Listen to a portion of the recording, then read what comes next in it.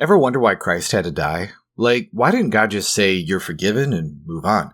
And how does it make sense for justice to be satisfied by somebody else, especially God the Son taking the hit for us? It seems a little bit odd, right? Well, it's actually a lot deeper than you might think.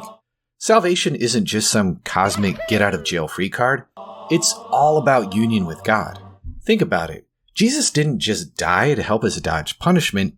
He came so we could actually share in God's life. You know the vine and branches analogy in John 15? Being connected to Christ gives us life. But here's the kicker. Before Jesus, we couldn't share in God's life. We were just too alien, too different, like trying to graft an apple branch onto a horse.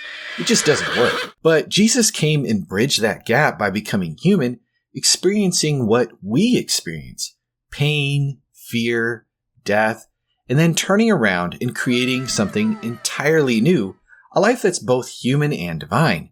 Through him, we're saved and brought into union with God. Through the incarnation and Jesus' sacrifice, God actually created a brand new kind of life, one that has virtues like courage, faith, and love.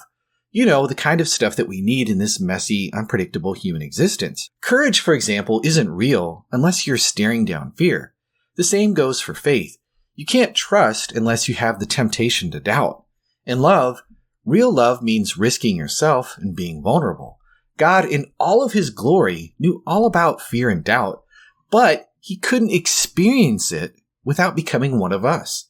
And without experiencing it, he couldn't offer us a way to overcome it.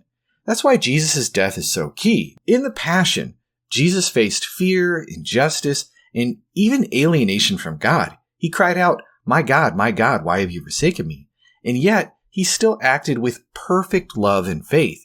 In doing so, Jesus made those virtues alive in God's life. Think of it like a blood transfusion. When we're connected to Christ, it's like getting a transfusion of divine life. His blood is the antidote to sin. And yeah, it's graphic, but Jesus says it himself in John 6. Unless you eat my flesh and drink my blood, you have no life in you. Translation, you want life? You need to fully partake in his. That's why we celebrate the Eucharist. When Jesus said, "This is my body, this is my blood," he wasn't just being poetic. He was inviting us to participate in his life. By partaking, we're sharing in the divine, self-sacrificial love that defeated sin and death. And it's not just about the cup. Baptism is also how we share in Jesus' death and resurrection.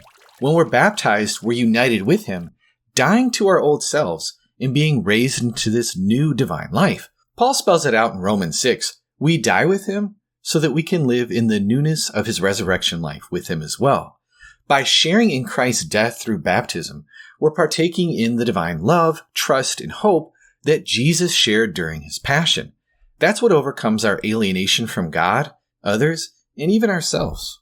So what about the role of sacrifices in the Old Testament? Were they just some sort of bloody mess? No, rather they were a foreshadowing. The lamb represented Jesus. Just like the worshippers identified with the lamb when they were sacrificing it, we're meant to identify with Christ's sacrifice. His blood, his life given in perfect love, is what saves us. As Leviticus says, the life of the creature is in the blood. So why did Jesus have to die? It's definitely not about cosmic child abuse, as skeptics like to say. And it's not just getting a pardon, but then remaining in our broken condition.